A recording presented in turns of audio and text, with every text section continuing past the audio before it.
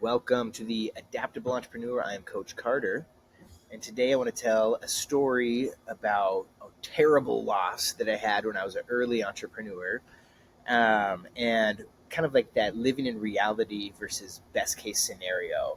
Why you should live in reality instead of best case scenario. But like a lot of us entrepreneurs, we live in that best case scenario because it allows us to sleep at night, and I totally understand that because if you feel like you live in the reality and you're looking at everything so all these little details all the time, it becomes so overwhelming. But it's really important to understand where you're really at versus what could happen, what could be the best thing that could ever happen. Because when we live in that best case scenario, it hardly turns out like that, especially in the beginning. So let's live in reality. And I'm going to tell you this story of when my best case scenario wasn't even fucking close. And I thought it was the most devastating thing that could have ever happened to me. So, from my perspective, being an early entrepreneur back then, I had no money. I was bartending. I was running a couple of little businesses and throwing these events and this magazine, creating this magazine. And God, this loss seemed like earth shattering. Like I couldn't imagine how I could ever recover. And after this, I felt like I was done. I felt like I was just going to lose everything. And remind, I'm like 24, 25, right? So in my head, then I was just like, oh, my life's over. I'm the shittiest entrepreneur ever. This like literally left me in tears after it was all said and done. Okay, so and also just the timing of when we found out this was a failure is so terrible. So I got to get into this story. So my background was I was actually a flair bartender. I was traveling all over the world doing competitions with my business partner James, my great buddy, and we were also running a magazine called D-List Magazine, and we were throwing crazy parties in the nightlife scene. So we had this really awesome idea since we knew all these flair bartenders from all over the world, and they liked us, and we were up in Seattle, and they were always like, we want to come visit you and stuff, and they knew we were kind of like turning into the magazine dudes and these little entrepreneur guys. So we decided to throw this like massive flair bartending competition. And if you don't know what flair bartending is, you can Google it. We're juggling bottles, pouring drinks. It's insane. It's like Tom Cruise and Cocktail times 100. But we decided instead of doing just like a normal competition where the flair bartender would go out there and have like 3 or 4 minutes to a song, yada yada yada, they'd do their thing and they'd get judged. We decided to do like this battle royale where we had this like bracket, like a March Madness bracket of like 12 or 16 people, and then they would battle and then make it to the next round, and then we'd have this big finale. So in our heads, like this was like the most amazing idea, and we were just gonna fucking crush it, right? Because we were throwing parties at like these nightclubs, and we're making some cool money, a little bit of money here and there, and we're like, dude, like we could actually fucking crush this. And so, right, I'm living in the best case scenario. So we were so confident that I think we put like the prize money for like first place to be like $6,000 or $7,000, and then second place like $3,000. So like we had like that's a lot of money to us back then, and it was a lot of money in the flair bartending community to win a competition. So we actually brought out some of the best people in the world, and dudes like old retired dudes from Vegas like came up to like watch this competition. So like it was kind of a big deal in that community, which was really cool. Not so cool for our financials, but actually a pretty cool event. So we also, a big mistake is we rented this naked venue, right? Like it was nothing. So we had to bring in everything. We had to staff everything, bring in our own booze. So like quick tip, don't fucking do that when you're a small entrepreneur or you're not a huge party planner or an amazing budget person or you got tons of money in the bank, because it's really hard to do and it costs a lot of money and it's a lot of time. So like, don't do that. So we decided to do that, of course. And we brought in these stadium style bleachers because we wanted to create bleachers around the center stage so people could sit in these bleachers and watch this competition, yada yada.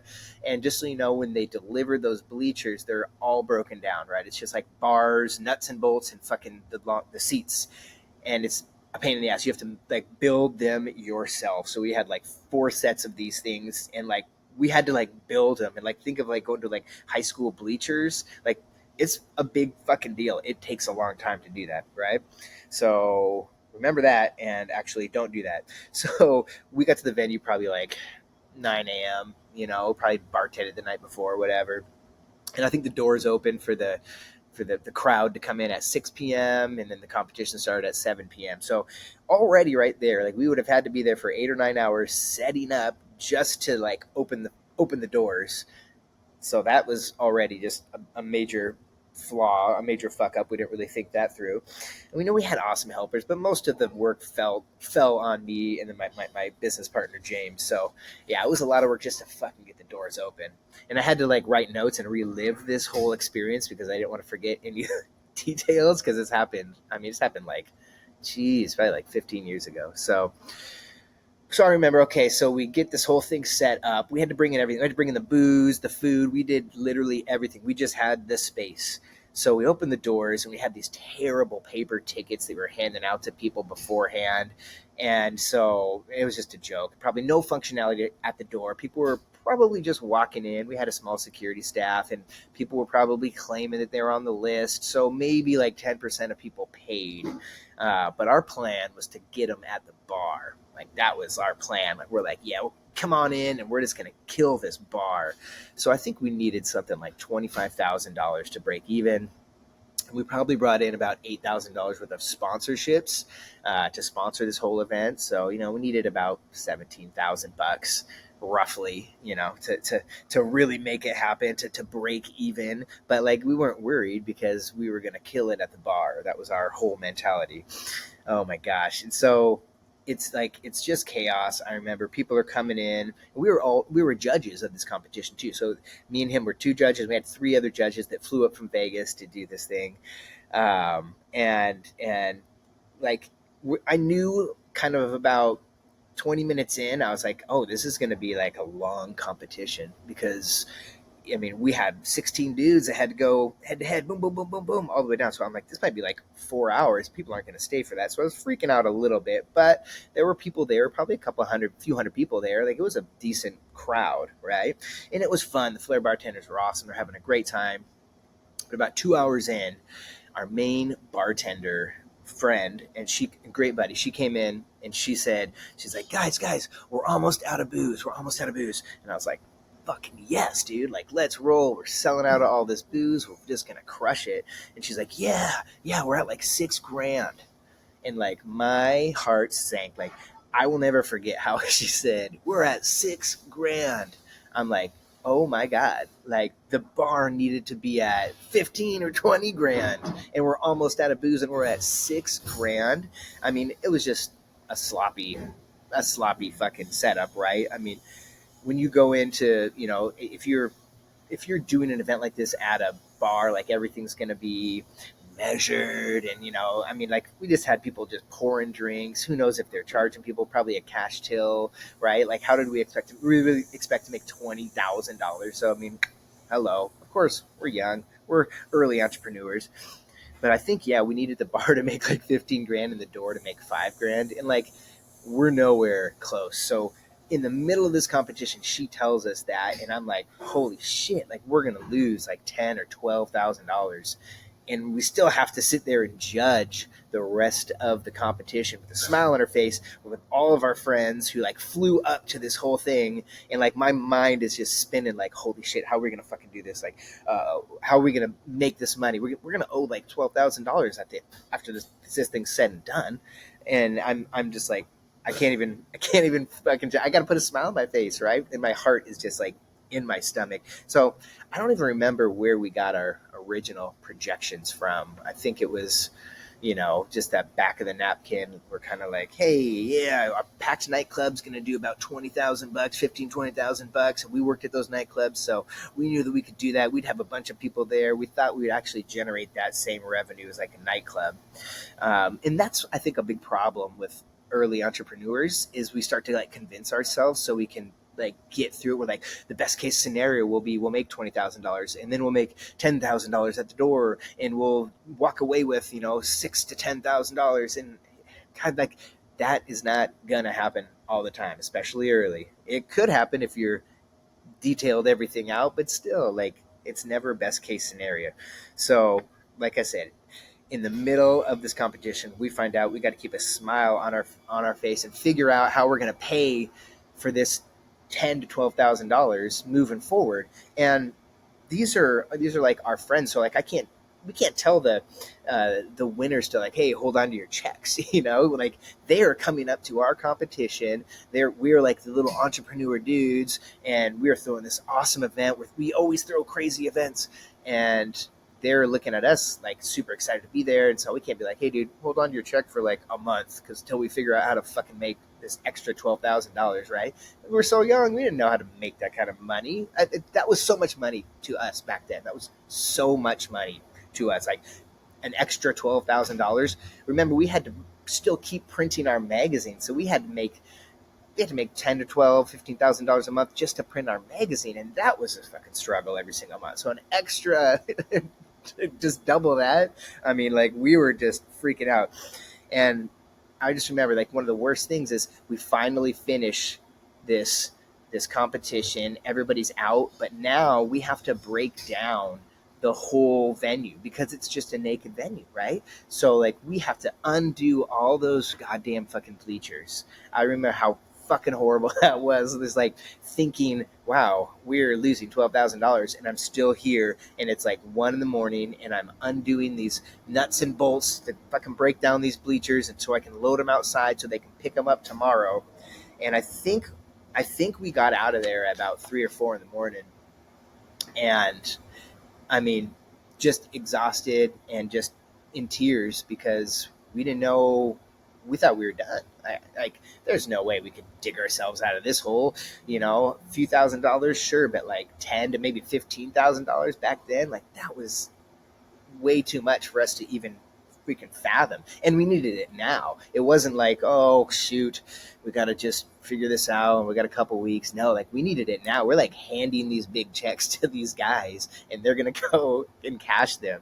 So, I remember I was driving to the office the next day, and I think for the first time in a while, I just started crying because I was so overwhelmed because I didn't know how we were ever going to be able to pull ourselves out of this. And, I think of course we adapted. We figured it out. It didn't kill us.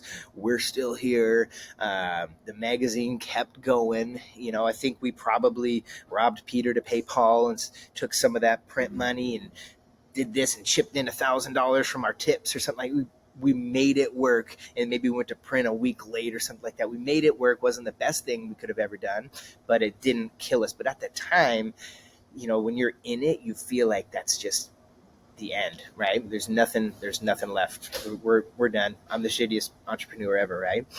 But you always got to figure out a way to just kind of how do we adapt through that? How do we just keep moving and not get sucked into this awful negativity? Because right, like now a bunch of people listening to this might be like, $12,000, who cares? Like you could put that on a fucking credit card. Yeah, you probably could have. Like our minds were so done, we couldn't think of anything. How are we ever going to do that? Like we didn't have access to $12,000 credit cards back then. Nobody, we couldn't ask for any more money because I think we probably asked for as much money as anybody could give us at that time because we were, probably a couple years in running this magazine. Like, we were kind of like sucked everybody dry around us. And so just because it seems like totally devastating, usually it's not as devastating as you think. And looking back on it now, I laugh because it's $10,000 to $12,000, still a lot of money. By all means, of course, that's a lot of money, but that's not going to like sink your ship and completely lose your entire business. There's ways to be able to get out of something like that.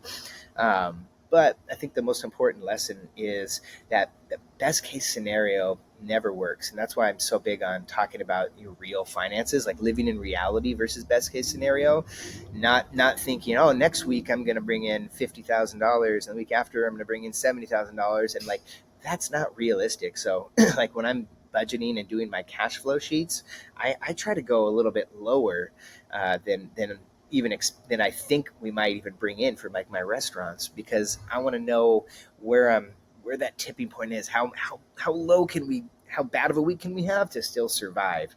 And instead of saying, oh yeah, next week it's Labor Day weekend and we're going to do $100,000, like we probably won't. So let's not put that in the projection and then count on that and then spend a bunch of money and then and then get screwed, right? Like let's not think that we're going to make $30,000 at the door and at the bar and then go rent this naked venue, So like when we could have probably done it at a nightclub and probably had no worries, no expenses. They would have taken care of everything. Plus our sponsorships would have taken care of the prize money.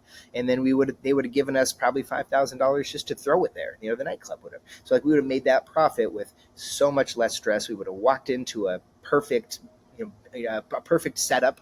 Wouldn't have to worry about bartenders. Everything's set. We don't have to worry about bringing in the booze, the food, the security. Everything's paid for, and we can just go ahead and do it. So I think, another lesson in this is if you are that entrepreneur that wants that, that brick and mortar, like start to do it at other people's venues first and see what happens. Like do a pop-up at a coffee shop or do a seminar at, somewhere, somebody else's venue or, do an event at a nightclub instead of this venue that you're going to spend, $8,000 on and not have, and still have to bring in everything. So 3 things I want you to remember. Know your real numbers, because that was our big mistake there. We didn't know our real numbers. We didn't calculate how much money we could actually make at the bar. We just kind of assumed like, yeah, this is about how much we go through at the nightclub, so we'll make that much money. No, very wrong. Not even close. Don't count on the best case scenario. So if your best case scenario is $30,000, your budget shouldn't be $25,000. You should pay yourself first. You should budget yourself that money first and say, hey, if I know I have $10,000 worth of sponsorships, maybe I should spend $8,000, and then everything at the door in the bar is going to be mine. So make sure you're making that money before you even open the doors, and don't be greedy.